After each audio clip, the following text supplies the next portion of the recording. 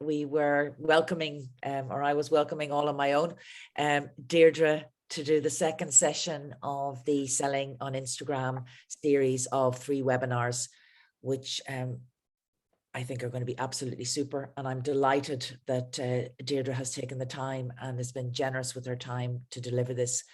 My huge apologies to those of you who have had the patience and managed to take the time to stay with us. Something went wrong with the registration page, and after much fumbling and restarting, we're back on track again, 15 minutes late. So my apologies on that one, and I will be sending out an apology to everyone else who would have been with us today. So after that huge embarrassment and the wonderful material that I enjoyed Deirdre give for the first 10-15 minutes, welcome Deirdre, and thank you, and off we go again. Take 2. Thanks, Emer. Hey everybody, how are you? Welcome to part 2 of the Selling on Instagram series. So as Emer mentioned, it's part 2 of a 3-part series. Last week we covered just getting set up with Selling on Instagram, how to incorporate or import your product catalog, link it with your Instagram account, and create content so that you can tag your products. So if you haven't already been present, you can access that material on the DCCI YouTube channel. Today we're going to talk about developing your strategy and how to know how to develop something or what works, something that works for you. So just things to look through, to look at.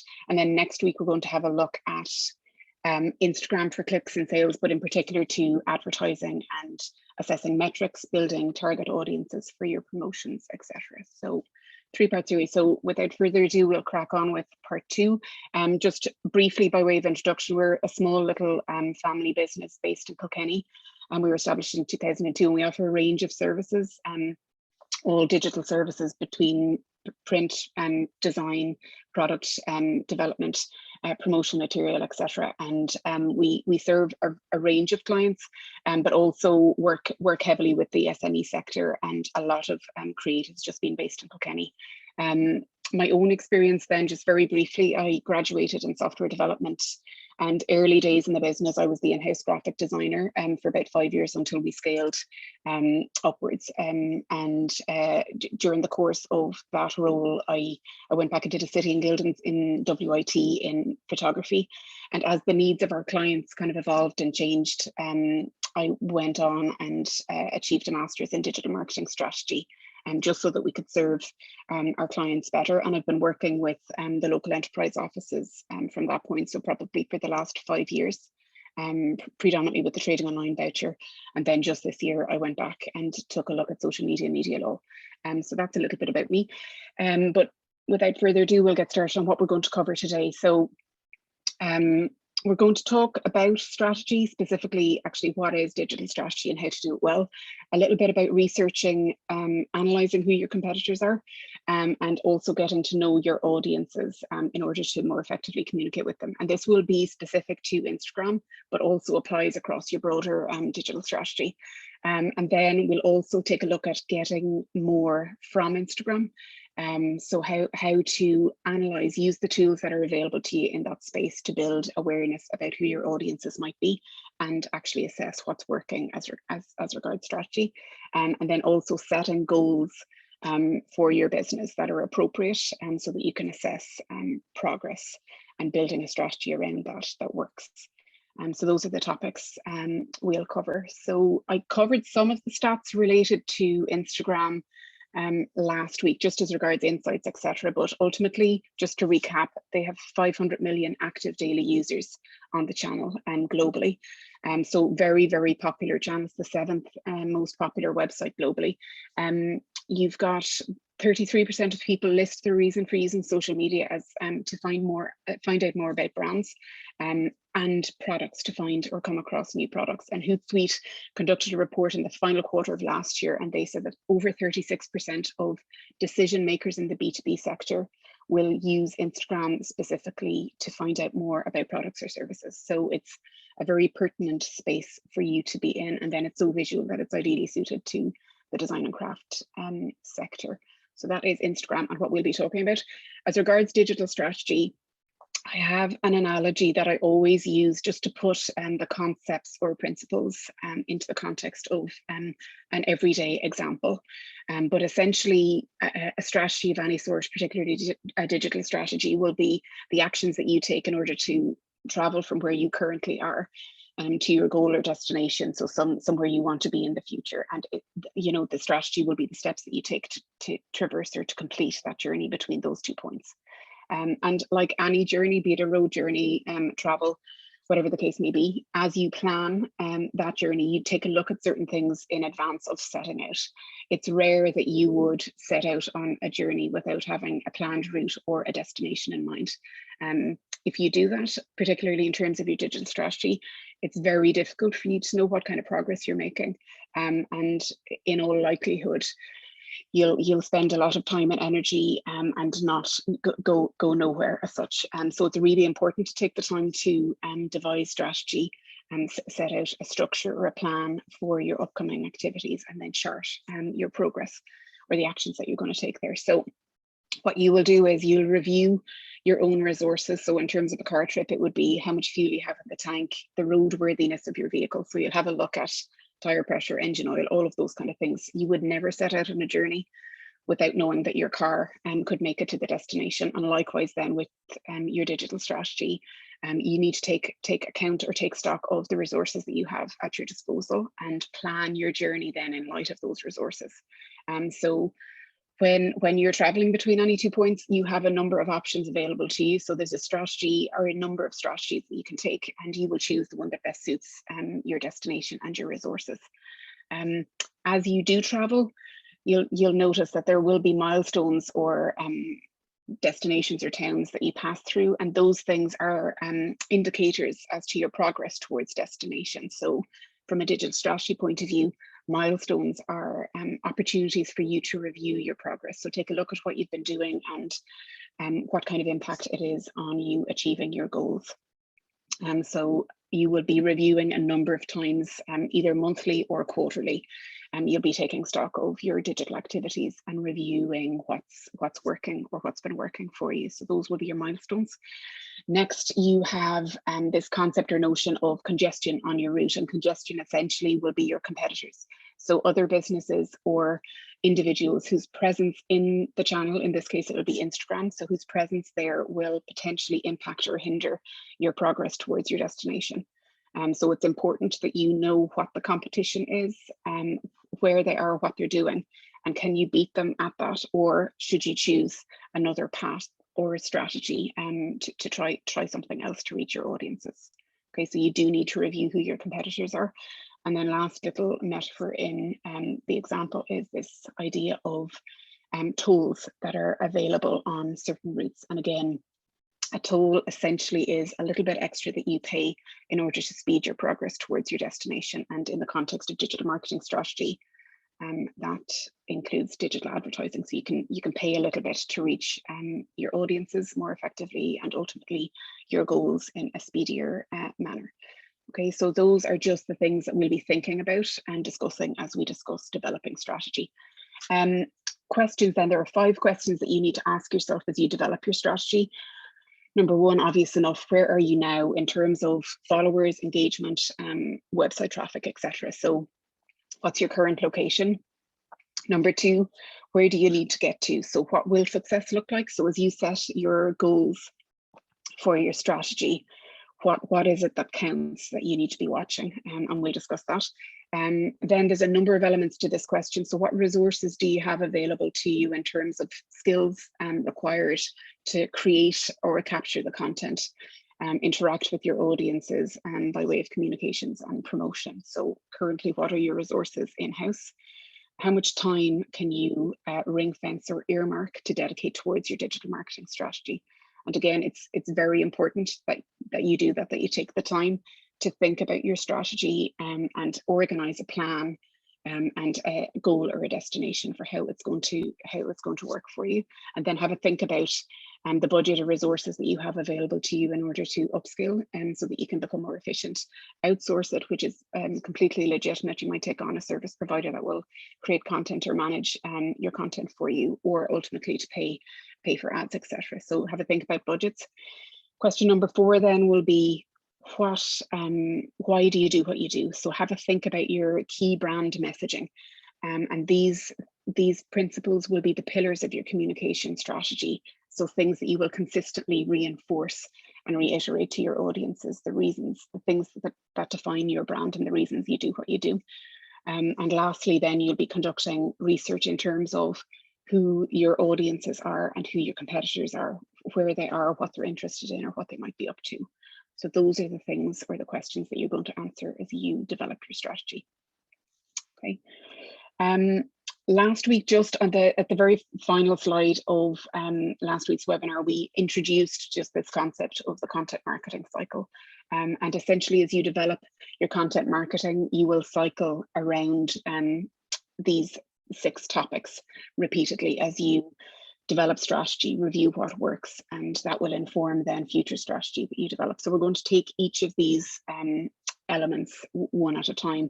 And one of the things that emerged from last week's webinar was gaining insights. So how do you research? How do you find information about who your audiences might be? So number 1, there are a number of ways that you can do that, and it will be a combination of accessing resources and developing or enhancing your own research in-house. So as regards market research, you have a number of resources that are available to you online, and systematically certain agencies will develop digital reports, audits, indexes that they make available in PDF for free. They're usually very specific, very well laid out, very easy to access metrics and insights for them. You can see some examples there on the right hand side of your screen.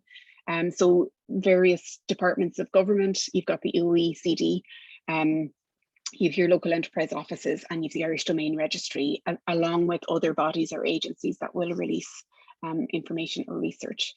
Particularly to check out the tipping point report from the IED or the Irish Domain Registry. It was released the middle of last year, particularly specific to activities around COVID with e-commerce. So very interesting insights into behaviours online and just in the Irish market itself.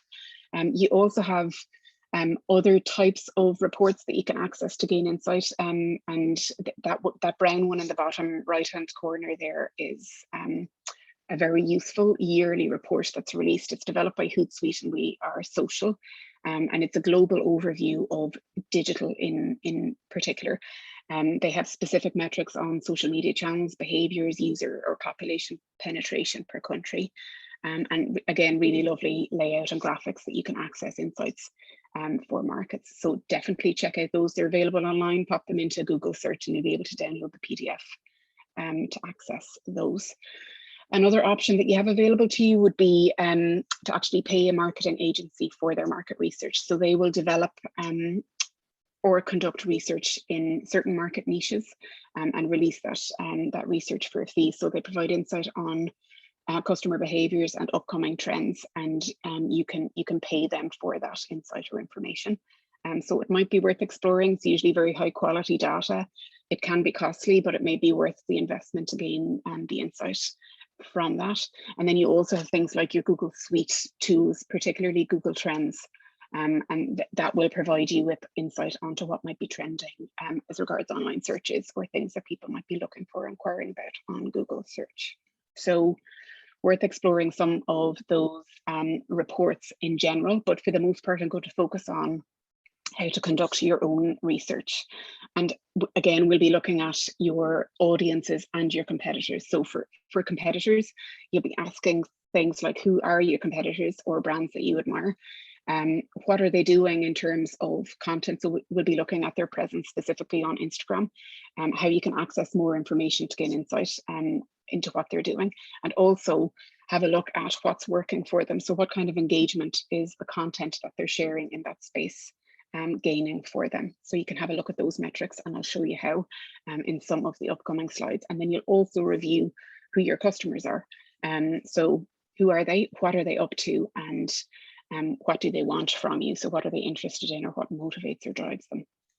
So specifically, as we review competitors on Instagram, you're going to review their presence. So pick 3 to 5 competitors and think about what they're doing, how frequently they're posting, the type of content they're sharing. So things like how long have they been on Instagram and how many followers have they grown or achieved in that space of time. How often they post content, what type of content are they posting? And ultimately, if you are on that space for the same length of time, posting as consistently as them, then it's possible for you to build the same audience in that space of time. So that's the idea of that.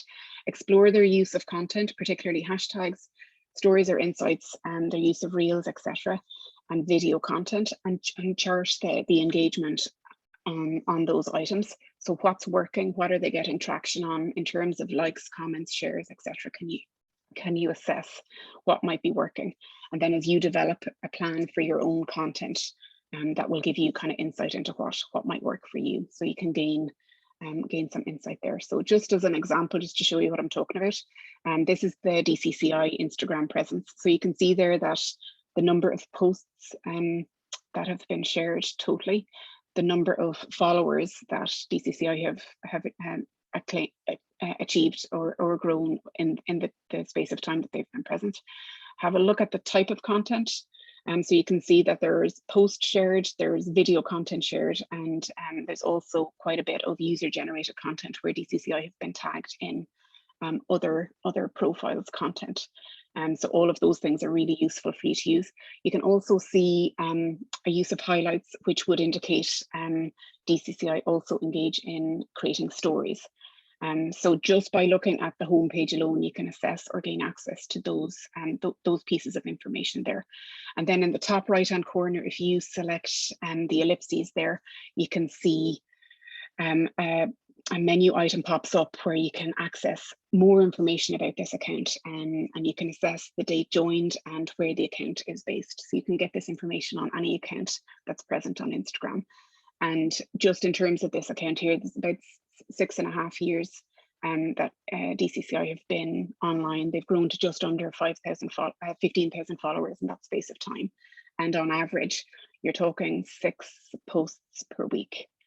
So if you can match that, there's no reason why you can't grow the same kind of audience following. So that's how you would review your competitors. But by all means, it's good to gain insight, but craft a posting schedule that is consistent for you and achievable over time. So definitely work with what works for you. Other ways that you can gain insights, then you've got this suggested for you tab or space that you can drop down on your profile. So if you click on that drop down arrow, you'll see other brands or customers that are similar to yours, and you can explore a little bit about their presence or content there. You can also search by keyword. So if you just pop into the search window and sustainability is one of the keywords for your brand, you can access a list of accounts where they use that keyword in their brand bio or either by way of hashtag. And you can also search specifically for hashtags in that space. So I'll cover that a little more later, just in developing your hashtag strategy. You can also review ads that you engage with online. And I would make a habit of that, just explore ads from competitors that you see appear in your feed. And when you engage with that ad, it will actually be saved to your profile and you can explore it later on. So if you pop into your settings and go into ads there, you'll see the option for ads, and you can see ad activity, and it will give you a stream of the ads that you've engaged with. And again, we'll cover that in more depth next week, whereby you can review other ads to see or gain insight into what you might do or what might be possible for you. As regards customer research, then, when you're reviewing your own customer base, you may have a presence on Instagram that you can assess or examine who your followers are or what they look like.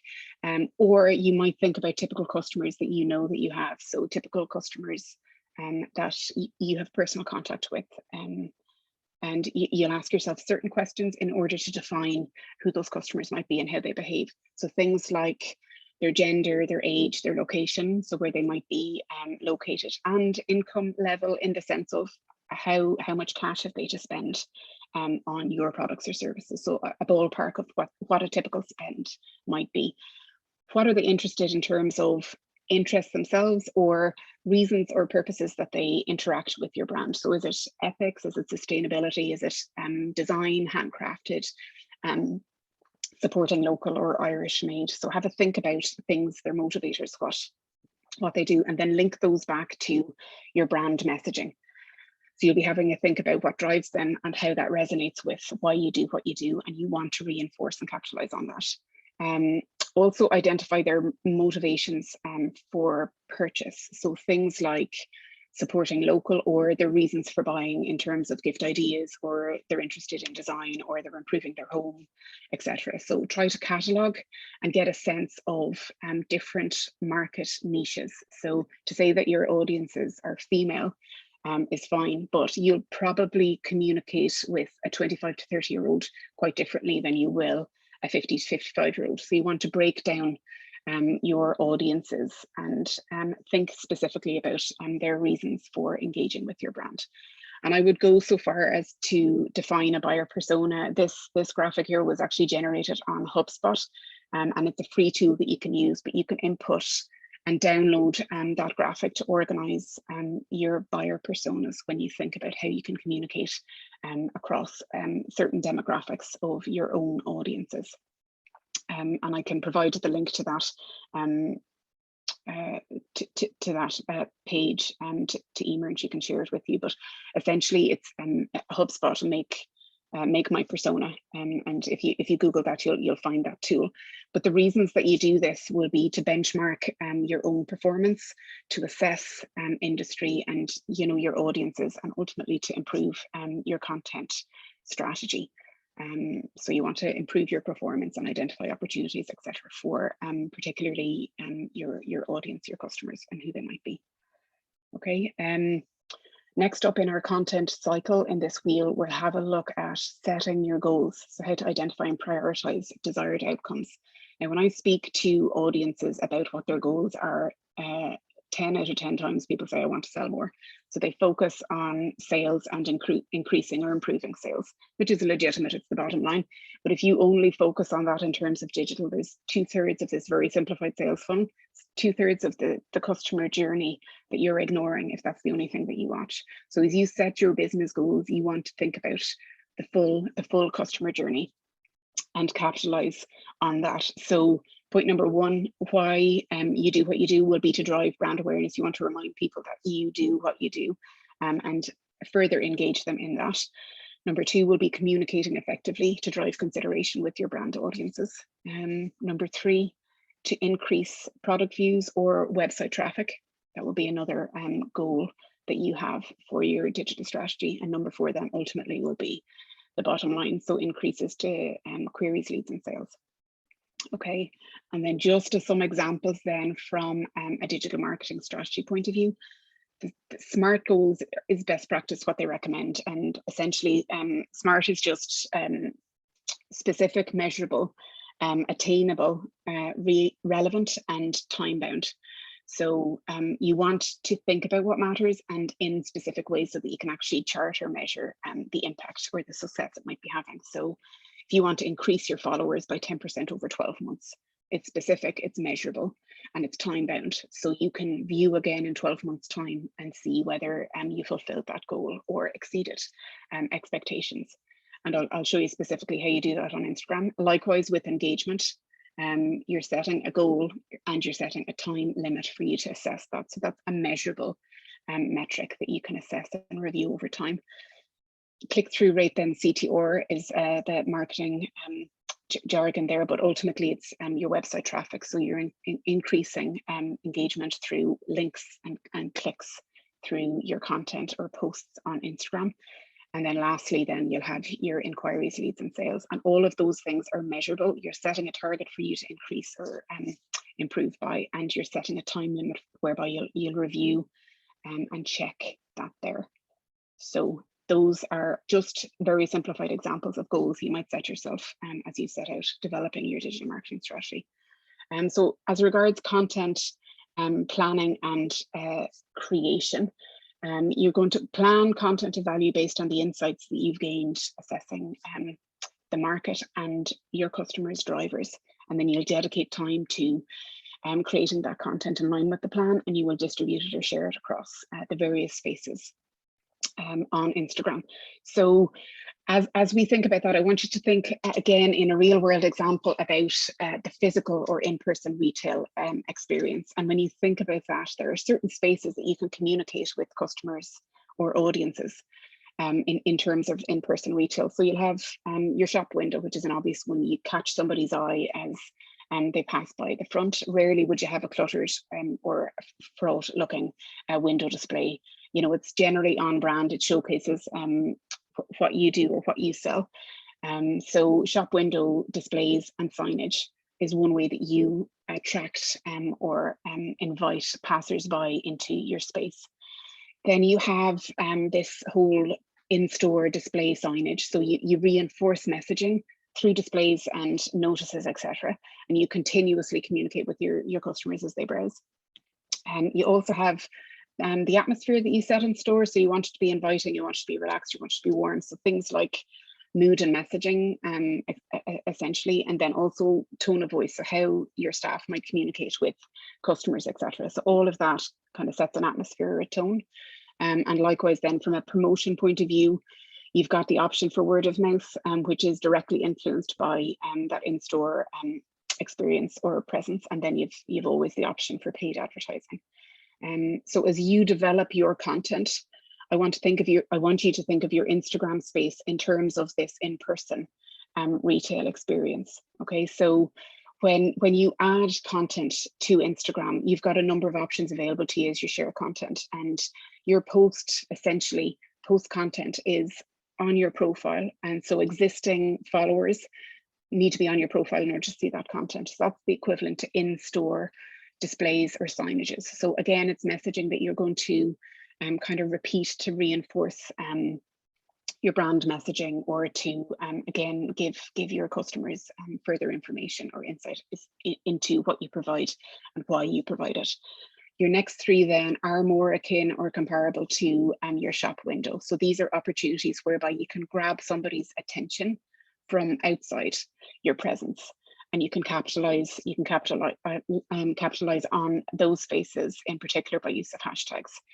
Likewise, you can add hashtag strategy to your post content, and that will then convert or make that akin to your shop window or your window display. So what you're doing is you're getting your content in front of the eyes of people who aren't necessarily on your profile. And you want to reinforce your brand messaging and your communication with your audiences in that content. Okay, so as regards atmosphere in store, you'll have tone of voice and specifically how you communicate with your audiences in terms of post content and comments. And likewise, word of mouth will equate to what your audience or customers might comment on the posts, and whether they will share that content. So those are ways that your Instagram will fit or reflect the in-person retail experience. And you will constantly be reinforcing the messaging in making use of all of those spaces or places. So as regards Instagram, for your post content, carousel posts perform better in terms of engagement than static images do. So if you're developing content around, if you want to cover your inspiration, your product in progress, and then the final product, a carousel post is ideal for that. So again, it gives you an opportunity to describe the reasons why you do what you do, the methods that you use, and the quality, the final product, if you like. So carousel posts are absolutely something that you should explore using. And then on that final product image, you can actually physically tag the product then, and you're just completing the journey. You're inviting your audience to take that final step. Video then will perform better than the carousel post. And if you are willing and able, I would absolutely recommend that you engage with video content. And if you're unsure or apprehensive about that, just experiment with it in your stories. It's short form video content. It vanishes after 24 hours, and it's a really engaging way. Little 15-second post on, whether it's a time lapse or work in progress, just really engaging way for you to experiment with video content without putting yourself under too much pressure. Reels then are short form video content, but again, from an algorithm point of view on Instagram, very, very engaging for new audiences. And again, complement that with your hashtag strategy, but that content exists in a Discover tab and in your Reel tab, and it's there. It's almost evergreen. Generally short form entertaining content. They're up to 30 seconds. It's Instagram's version of TikTok. It's a rival for that type of content. So definitely worth exploring, can have great engagement from a wider audience or reaching new markets point of view. So those are all things to consider as you develop your content plan or strategy. Next, I want to talk a little bit about hashtags and how you should use them, or how to develop a consistent hashtag or an effective hashtag strategy. So hashtags are essentially the lifeblood of searching for particular content or keywords on Instagram. Really, really great way to reach existing and new audiences. So you might be asking yourself the question, what hashtags should you use? And there's a number of ways that you can answer that question. One would be to actually use an existing hashtag generator tool. And again, very generic, but really good to get baseline ideas. You can see some examples of free services there. 30 seems to be the magic number. Essentially how these services work is that you have one keyword that you use. So in this example here, it's sustainability. So if you type in sustainability into your space, they will generate 30 variations of that hashtag. It's low quality, but you might find it's a good place to get ideas. But ideally, you want to have a look at Instagram itself, review your competitors and industry trends to see what's working in that space. So you can see there that when you search for sustainability in the Discover tab in Instagram, you can click on your tags there. And when you select that tag, I just select the top one there, the sustainability tag. It will actually pop up a review, or it will gather all of that content around that hashtag. You can see that you can actually follow the hashtag, and you also have your 3 tabs where you can scroll through the top performers for that hashtag, the most recent added, and then reels that employ or use that hashtag. So again, really good to identify the key tags for your brand or product, and go ahead and follow those, and just keep an eye on what might be happening in that space, and gain insight into what tags that might be used there. So focus on your own brand messaging, and again, research and gather or collate hashtags that are particularly suited to you or your industry, and try to mix it up a little bit, combine popular hashtags with more niche hashtags for quality of engagement.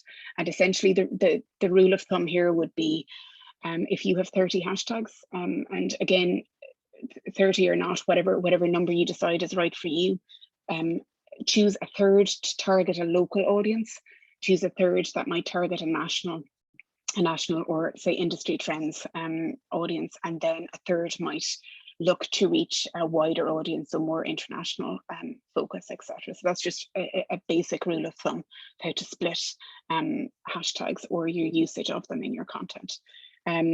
You want to compile a list so that you have a resource to work from or to use as you share content. And then as you create your posts, your stories, or your highlights or reels, switch up the hashtags to suit the content that you create. Check the insights, and again, we're going to cover how you do that to see what's working for your content that you create, and then just adapt and adjust it as appropriate. So go on ahead and make a list of those hashtags, and then you might want to review or adapt or do further research, maybe 2 to 4 times a year, just to stay on top of what might be trending and what is more strategic to use as regards your hashtag strategy.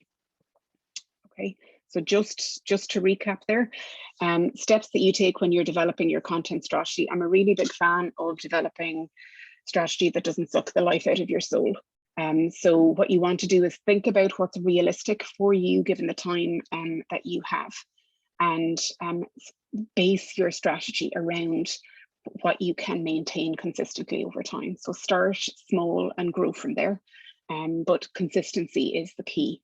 And you want to develop a strategy that suits your resources and your needs. So number one, you're going to define your key brand messaging, and that's going to form the pillar of your communication strategy. So you're constantly going to be reinforcing your brand messaging to your audience. So why do you do what you do? And that will resonate. It'll be authentic communication with your audiences. You also then want to match that to your audience influences. And so reasons why they might engage with your brand or take action with your brand. So support local, it could be ethics, it could be gift ideas. Explore their motivations for engagement and purchase, and reinforce or develop content in terms of that. Number three then is the one that kind of fills some people with dread, but build, take the time as you go about your daily work or life to build a content resource. So whether it's time-lapse video, work in progress, before and after shots, inspiration as you're out in the wild, whatever the case may be, get in the habit of capturing that content and have a folder of effectively content that you own. That's a resource that you can draw upon as you develop your content. Okay, and all of that should focus and center around, again, your key brand messaging. So it's just content that you're going to be reinforcing as, or messaging, excuse me, that you're going to be reinforcing as time continues. So think about your stills. Again, remember, bear in mind, those carousel posts will gain more traction or engagement with audiences. So customer journey, make sure that journey is logical. So number one will be inspiration. Number two will be product journey, if you like, or work in progress. And number three will be final product. So make it logical and actually follow the logical steps in your post copy as well. And then make sure to tag your products if your catalogs are integrated. So just kind of, continue the circle, like round the circle, if you like, in terms of that. Also think about things like your 360 video. So actually showcasing your products. So just various ways or methods and options that you've available to you to showcase your work, but get in the habit of capturing that content as you go about your daily business.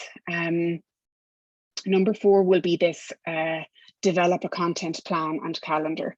Now, I personally prefer a physical calendar. I have a wall planner here to my right-hand side with little sticky tabs that I mark and take note of different events or activities that I need to stay on top of.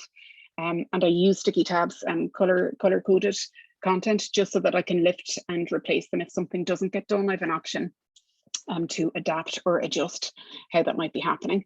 But I cannot emphasize how important it is to develop a plan. And it empties, your head can be quite a cluttered space if you're going day to day with your content strategy. You wake up in the morning in a panic thinking, what can I share with my audiences today? And when you do take the time to develop your content plan and calendar, it empties your head. You formulate and schedule your key brand messaging that is predictable and potentially schedulable in advance. And you know that baseline messaging is going out to your audiences. So by using a tool like Creator Studio on Facebook to schedule that content, it means that you're free then day to day to be more spontaneous with your content or your communication with your audiences. So it removes a lot of the headache around your messaging if you take the time to do that. So very, very important. Remember, authentically communicate with your audiences. You want to speak to your customers in the same way as you would do in person. So develop authentic content and also take advantage of user-generated content. So if people tag your products or if your customers give you feedback either by email or by message, lift a quote out and make a graphic around that. It's social proof and really, really valuable and engaging for audiences. So continue that kind of high quality interaction in your content planning, etc. as well. And then essentially number 5 there will be creating content that will showcase both your brand and your products. So suggested content that you might think about would be maybe go behind the scenes. So show people a little bit about your process. I know some people have proprietary type content that they're unwilling to share, but whatever is right for you, just assess how much you want to give away, and to think about that. Capture the products in action. So whether it's in real life being modeled, an example of in place, or a scene, whatever is appropriate. Provide imagery of the product itself, but also in context of how it might be used. Definitely take advantage of product reviews, or customer comments, etc. You could also develop case studies as content. So all of these are just suggestions, things to explore. Have a think about frequently asked questions customers might ask as well, and you might address some of those in the content that you share or create. And again, I've already mentioned the product journey. So your inspiration, the work in progress, and the final content. Give a mini tour or industry trends. You can comment on that kind of content as well. So whatever is right for you, take a snapshot and vary that content, integrate it into your content plan, and capture it, and in as much as possible, schedule that in advance. And then number 6 then will be review, frequently review that activity for success. And I'm going to show you how to do that specifically to Instagram. So we're coming up to the final section of your content cycle as we cover this review. So how do you check engagement? First of all, what is engagement? It is the action, actually measurable action that your audiences take with your content, and then reviewing for what's working. Okay, so on Instagram, there are very, very useful tools, particularly with shopping, but also just in general. Last week, we covered how you might establish or set up a professional database that you can gain insight into what metrics might be available to you. So your professional dashboard will be linked to your business account. And when you navigate to your profile, you'll see a link at the top where it'll take you directly to that dashboard. And that's a snapshot of what it might look like. So it gives you metrics. You can see there that, the insights are 94% up on the previous time period. So I've chosen or selected a 30-day period there, and it'll give you a comparison or a review on activity compared to the previous 30 days. So you've a number of options available to you there. So once you select that see all link there, you can see an insights overview. And in this space here, you can see that you can review the accounts that you've reached, the accounts that you've engaged, and your total followers in that space of time. And you can click or select any of those items. Now we're going to do accounts engaged first, because engagements will always be content that you pay particular attention to. And it's concrete interactions or actions that have been taken on your content. So once you select that option there, you can see the tab will open up, and it'll give you a breakdown on over the last 30 days accounts that you've engaged and how. So you can see there's a comparison between followers and non-followers, and then content interactions. So by way of likes, comments, saves, etc.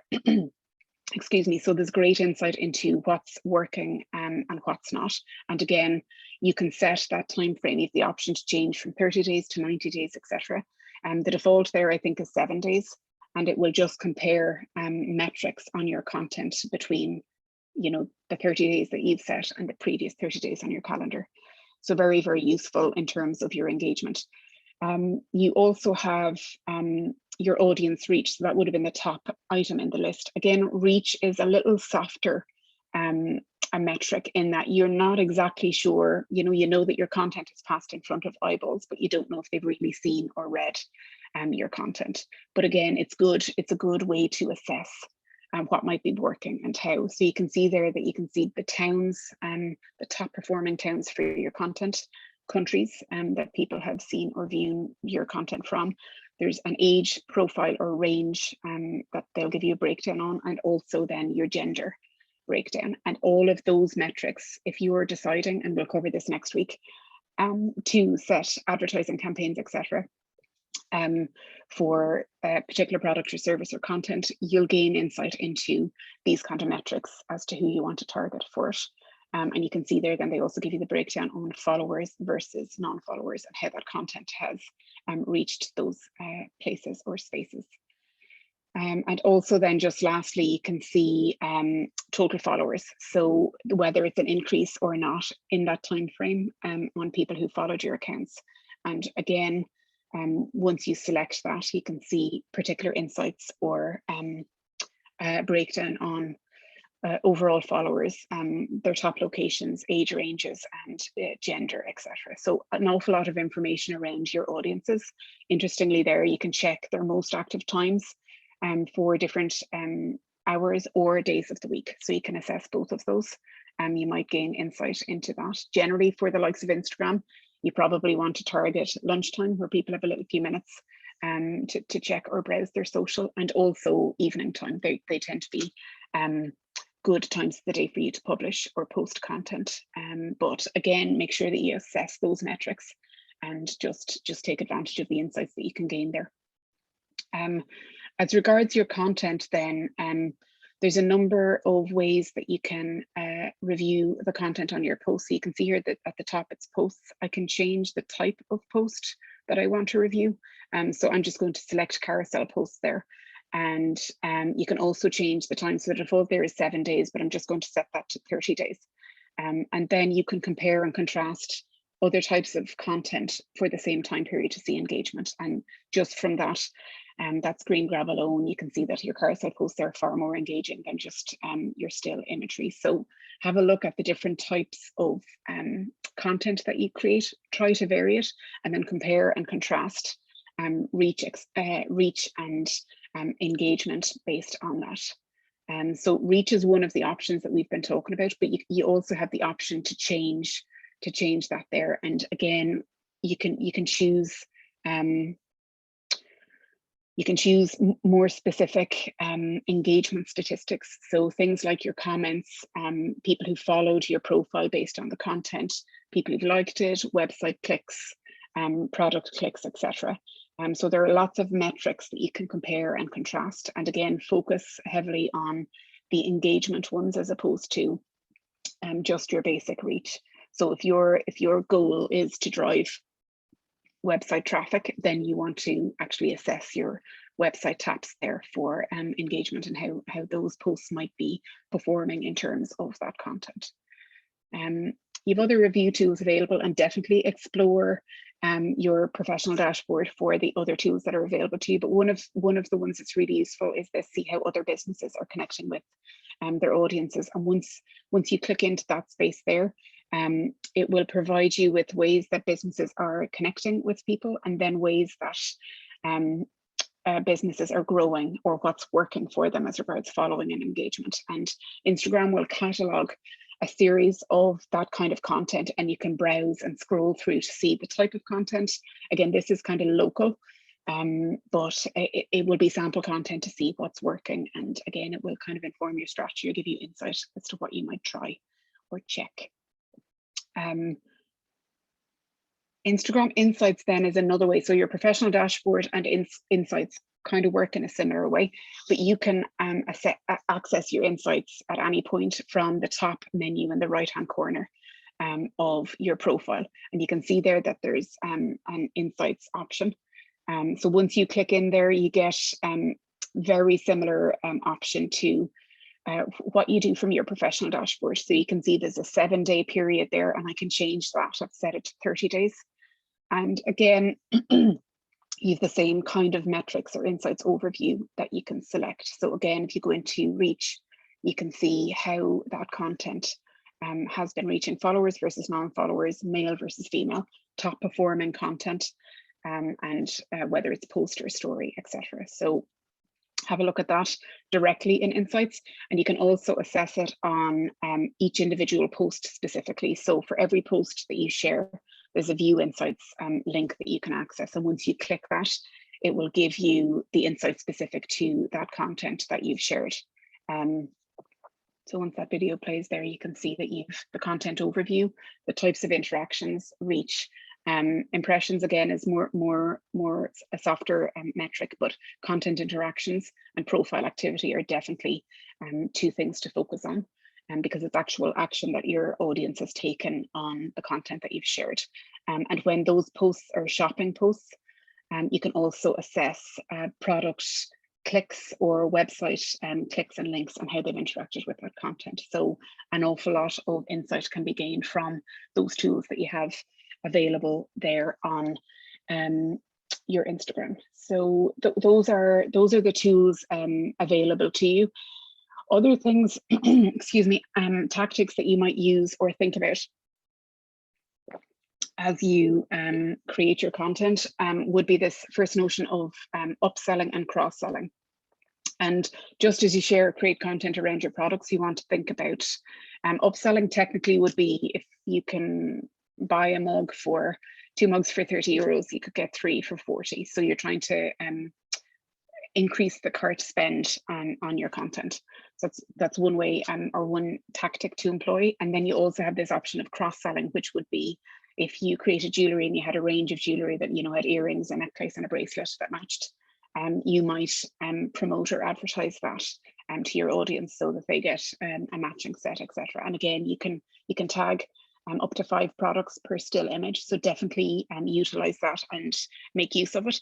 And also bear in mind other organizations that you might work with or collaborate with. So whether it's devising hampers or you know, corporate gifts, think about brands that match your ethos or complement your products, and you know, just have a think about ways that you can collaborate with other people on projects like that.